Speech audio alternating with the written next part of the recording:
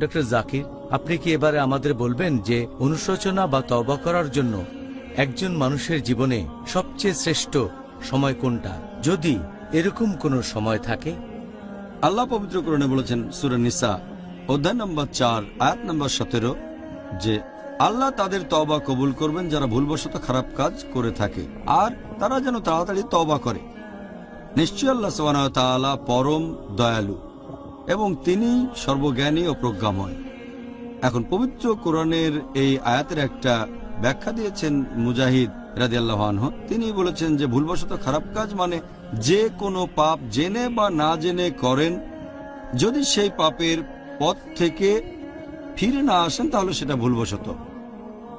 তার মানে আল্লাহ তাআলা সব গুনাহ ক্ষমা করবেন যদি সেই লোক তাড়াতাড়ি তওবা করে। এখন তাড়াতাড়ি তওবা করা এ প্রসঙ্গে হাসান বসরি রাদিয়াল্লাহু আনহু বলেছেন তাড়াতাড়ি মানে মৃত্যুর আগে, আর ইবনে আব্বাস রাদিয়াল্লাহু আনহু বলেছেন তাড়াতাড়ি মানে অসুস্থ হয়ে পড়ার আগে।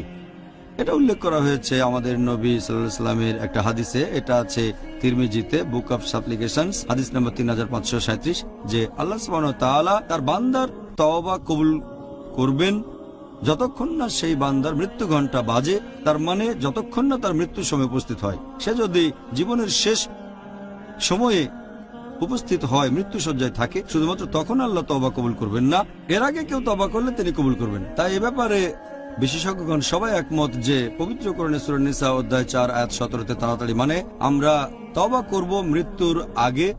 আল্লাহ পবিত্র কোরআনে বলেছেন সূরা জুমার অধ্যায় নম্বর 39 আয়াত 54 থেকে 58, বলা হয়েছে যে তোমরা তোমাদের প্রতিপালকের অভিমুখে হও তোমাদের কাছে শাস্তি আসার আগে, যাতে কাউকে বলতে না হয় যে আমি ভুল কাজ করেছি বা ঠাট্টা করেছি, অথবা কেউ যেন না বলে যে দয়া করে আরেকটা সুযোগ দেন, তখন দেরি হয়ে গেছে।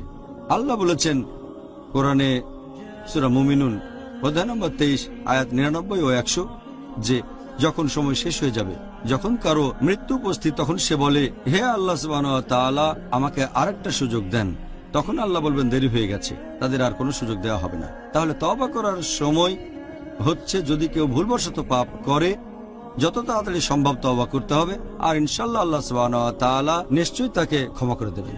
জাযাকাল্লাহ খায়ের ডক্টর জাকির।